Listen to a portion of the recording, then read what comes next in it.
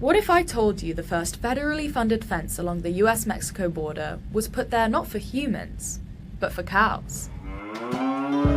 In the mid to late 1800s, cows started to fall ill and die from what was known as Texas fever, which scientists had discovered was being caused by migration north and south, but they couldn't figure out why.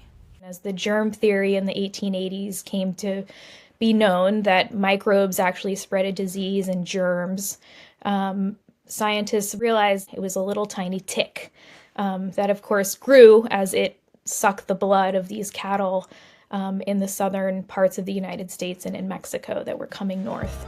These ticks mostly impacted cows in America because cows in Mexico had already been exposed to the ticks at a young age, developing an immunity to the disease that the bugs spread.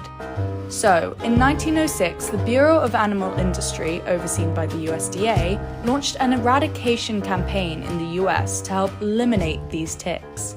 And the USDA, along the border, decided to set up a quarantine station at most ports of entry where a veterinarian would inspect any cows coming from Mexico or any cattle that wandered into Mexico from ranges in, say, South Texas or Southern California. This quarantine process involved dipping cattle in kind of a oil, gasoline type solution to kill these bugs that were all over their bodies. They would dip them twice, and then quarantining them in a field that was tickless or clean for 60 days. This annoyed Mexican and US ranchers because they had a thriving cross-border cattle trade, and the whole customs process really slowed things down.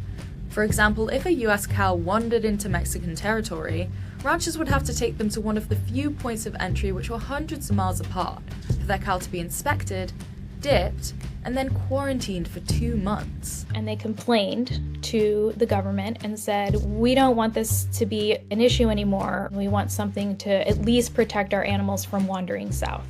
And so in the end, the Bureau of Animal Industry built the first border fence in 1911. It was a simple 4 or 5 strand barbed wire fence held up with wooden posts. This first fence set the groundwork for the border security apparatus we have today.